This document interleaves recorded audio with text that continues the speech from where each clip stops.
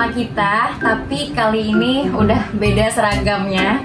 Kalian masih ingat kan siapa yang ada di samping aku? Atau kalau misalnya kalau kalian lupa, biarin deh, mau memperkenalkan diri dulu nih. Ya, kenalin, nama saya Ivan Yusri Mahardika, biasa dipanggil Ivan.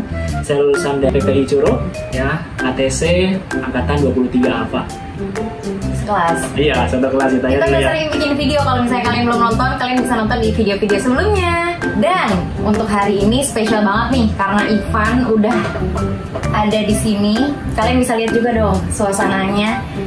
Kita lagi ada di mana? Kita lagi ada di Tower Bandara Udara Pondok Cabe. Bandara Udara Pondok Cabe. Teman-teman udah tahu belum sih kalau di Pondok Cabe itu sebenarnya ada bandara? Mungkin udah ada beberapa teman-teman yang tahu, dan mungkin ada juga teman-teman yang belum tahu kalau ternyata di Pondok Cabe itu ada bandara loh. Betul sekali. Iya kan? Iya. Jadi di sini Pondok Cabe merupakan bandara atau bandara udara milik dari Pertamina yang dikelola oleh PT Pelita Air Services.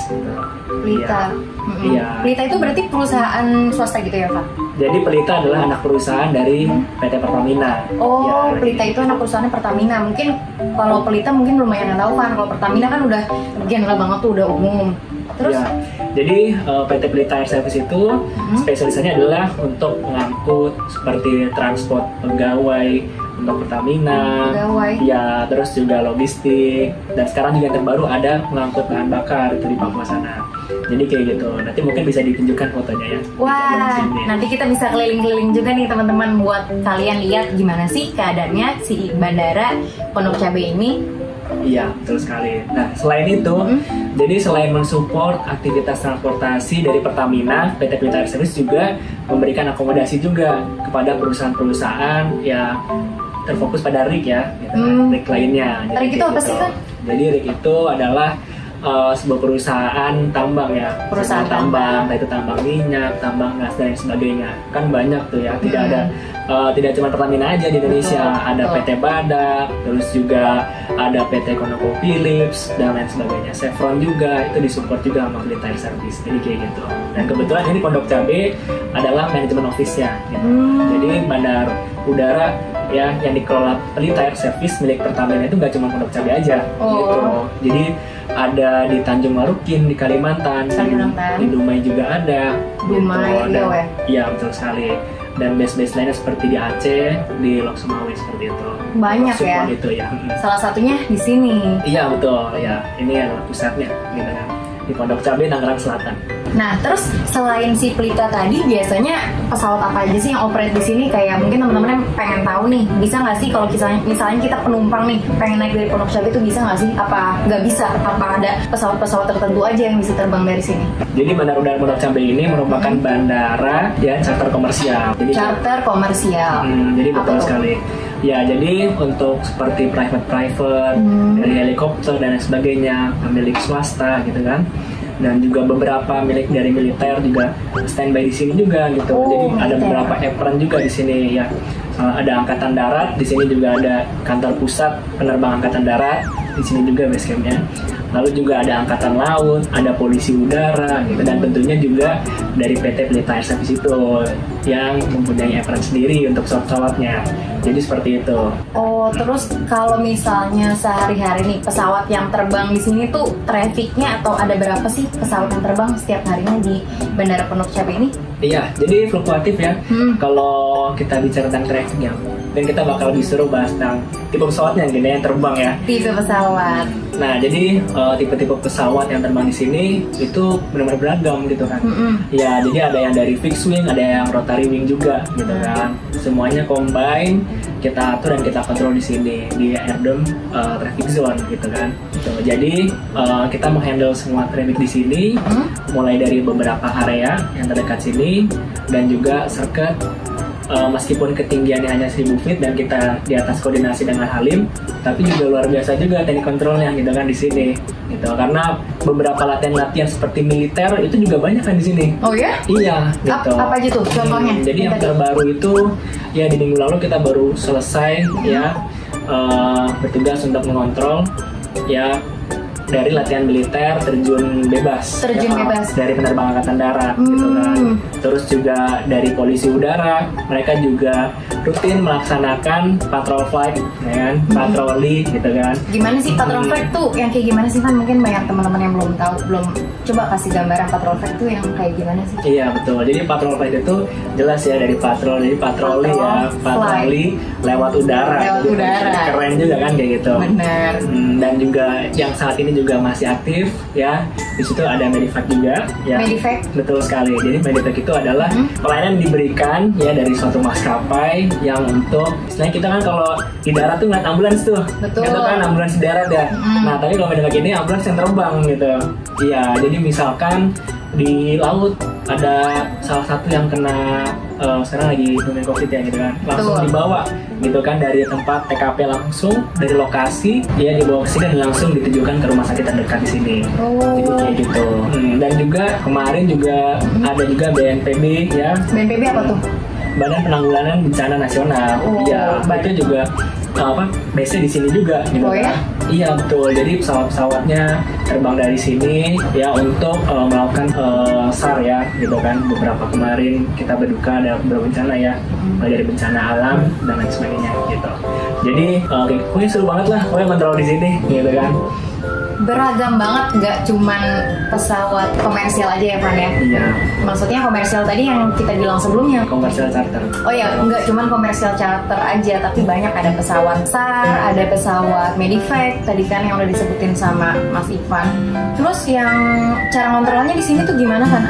Ada bedanya nggak sih? Iya, jadi untuk mengontrol di tower Pondok Cabe, ya kita menggunakan semua pesawatnya di sini menggunakan visual ya, visual flight rules. Visual itu maksudnya kita ngelihat secara langsung ya? Iya jelas, kan kita kan air control tower ya. Betul.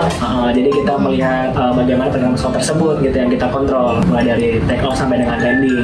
Jadi kita di sini punya circuit pattern ya yang kita gunakan gitu kan, apabila pesawat ada yang datang kita langsung sesuaikan. Dan kita juga punya mungkin kawan-kawan di sini masih banyak yang awam ya tentang entry point gitu kan. Entry point. Ya. Kan kalau misalkan yang belum tahu, jadi entry point itu adalah sebuah poin yang digunakan ketika pesawat itu mau landing ke Pondok Cabe ini. Nanti ini kalau ada gambarnya nanti kita tunjukin. Terus tadi yang untuk kontrol secara visual itu maksudnya, ini maksud visual itu kayak misalnya di sini nih, kontrolnya kamu kan di sini. Terus gimana tuh Van kontrolnya? Ya jelas, jadi mulai dari pesawat itu startup engine dia pasti harus laporan kan. Dan pergerakan taxi kita harus melihat. Kontak ke sini ya? Betul, iya. Semuanya terkontek di sini. Terus setelah itu menuju untuk persiapan untuk lepas landas. Nah tentunya nanti ketika sudah terbang ya disesuaikan dengan intended flight-nya gitu kan. Keinginan terbangnya apakah menuju bandara ke bandara yang lain atau mungkin ingin training di sini gitu. Jadi apabila pesawat itu ingin terbang ke bandara, contoh ke Halim Perdana gitu kan, atau mungkin ke bandara yang lainnya gitu, kita juga akan koordinasi terus dengan Tower Halim gitu kan. Nah, kalau untuk di sini tuh ATC-nya gimana sih Van cara ngontrolnya? Dari pesawat itu mulai kontak ke ATC itu gimana? Teman-teman nih mau nih lihat secara langsung ATC-nya itu kayak gimana sih? Oke, nah ini kita ajak nih buat sama-sama tahu ya, kita sama-sama belajar gimana tugas seorang ATC itu. Jadi ini namanya desk control. Ya, desk control itu adalah tempat kita kerja buat ATC. Di sini ada order stripnya, ada ya, strip marking juga di sini. Nah, jadi walaupun di sini Bandara Pondok Cabe itu secara DIP adalah memberikan pelayanan AFIS, ya, memberikan informasi aja. Tapi kita diberikan wewenang untuk memberikan airborne control service. Jadi kayak gitu. Jadi seperti tower. Jadi tetap tower ya. Nah, jadi di sini bisa kita lihat sebelah kiri itu ada apron ya. Iya, apron dan parking stand. Di depan ada runway dan ada beberapa taxiway. Gitu. Jelas kita sebagai pemberi visual controller harus memperhatikan pergerakan pesawat tersebut. Jadi kayak gitu. Nah, kita lihat sini dari step pertama nih, ya kan? Dari step pertama kita coba ada contoh ada departure ya, yang berangkat kayak gitu kan. Oke, jadi kita contohin di sini yang pertama ya, apabila ada pesawat ingin terbang. Jadi seperti itu. Jelas kita harus tulis dulu di sini ya konsainnya apa gitu kan. Contohnya adalah Papa Kilo Papa Delta Charlie ya. Nah, kayak gitu. Nanti dia akan sebutkan dia parking stand posisinya di mana, gitu kan. Contoh di parking stand di Charlie, FM Charlie. Jadi sini buat nulis apronnya ya? Iya betul, di apronnya Toyota itu dekat dengan taxiway Charlie. Terus juga nanti dia akan sebutkan dia akan terbang kemana. Jadi seperti itu kan. Contoh, dia sedang membawa sebuah klien untuk menunjukkan trip di area Jakarta Utara sana, ya, Angkor North. Nah, jadi di sini unik nih. Jadi tujuannya itu bukan cuma sekedar ke bandara biasa aja. Oh ya? Iya, jadi sampai ke tempat trip di area Jakarta Utara sana juga tetap kita layani juga, gitu kan. Nanti dia akan sebutkan berapa ketinggiannya, gitu kan. Terus ketinggian di sini berarti ya? Iya, betul. Misalkan di sini adalah contohnya 2000, misalkan ya, contoh. Terus habis itu nanti setelah dia kontak, pastikan kontak itu pada menit berapa dan kita harus tulis di sini. Misalkan di sini kontaknya adalah jam 9.48. Kita tulis di sebelah sini. Kita tulis 9.48. Kayak gitu kan. Sampai si menitnya aja ya, detiknya nggak usah ya. Iya, betul. Ini namanya first contact. Betul sekali, first contact. Kayak gitu kan. Nanti setelah itu nanti dia akan minta untuk start clearance, gitu kan, start engine clearance. Minta nyalain mesin lah ya istilahnya. Iya, betul banget. Setelah awalnya seperti itu, gitu kan. Nanti di saat itu juga kita tulis waktunya, kayak gitu di sini. Ya, kan 9.49 ya sesuaikan, gitu kan. Nih jamnya yang ini. Betul banget. Dan di saat kita memberikan clearance untuk start, kita akan kasih tahu, gitu kan, expect departure-nya nanti akan dari arah mana, kayak gitu, ya kan. Jadi kalau di sebelah kanan ada runway 36, di sebelah kiri ada runway 18, kayak gitu. 18 dan 36. Sekarang kita di sini disesuaikan dengan wind-nya, ya, direction mana runway yang dipakai. Pasti di kontennya Hani udah banyak dong penjelasan itu kan ya, penggunaan runway. Oke, lanjut lagi. Kita tulis di sini, misalkan contoh kami digunakan adalah 36, kita tulis 36. Nah, di sini tuh tempat untuk nulis runway-nya. Tadi ini untuk time start up-nya. Nah, betul banget. Nah, setelah jalan beberapa waktu, ya sudah siap untuk melakukan taxi, gitu, nanti mereka akan request kita. Setelah kita berikan, ya kita tulis lagi di sini. Ya, kita tulis lagi time-nya 9.50. Nah, kita tunggu sampai taxi, kita lihat sampai pesawat itu line up. Nah, begitu pesawat itu udah ready untuk terbang, nah kita harus pastikan bahwa runway itu clear untuk terbang, gitu. Dan pastikan juga bahwa kita sudah koordinasi ke agen sendiri kita, yaitu di Halim sana, kayak gitu, dengan menggunakan handphone tower ini. Jadi seperti itu, mulai dari startup kita harus laporan ke Halim tadi, dan yang kedua saat line up sebelum berangkat kita juga harus laporan juga, dengan mengkoordinasi ke Halim, gitu kan. Ketika koordinasi sudah clear, runway sudah clear semuanya, baru kita bisa berikan clear for take off buat pesawat ini, gitu. Nanti tulisnya di mana? Tulisnya di sini, ya. Nanti bedanya kalau buat pesawat itu terbang, kita nggak langsung tulis jamnya, kita harus lihat pesawat itu benar-benar lepas landas atau airborne istilahnya di menit keberapa, gitu kan. Nah, setelah kita perhatikan bahwa ban itu sudah lepas landas dari daratan, kita langsung tulis di sini. Ya, misalkan dan ini sekarang ada 951. Nah, kayak gitu kan. Ya, betul. Nah, ini adalah time airborne-nya. Nah, saat setelah airborne ya, kita pastikan bahwa semua sudah clear, kita sudah koordinasi sebelumnya dengan Halim, ya, sesuai dengan lokasi di sini, ya.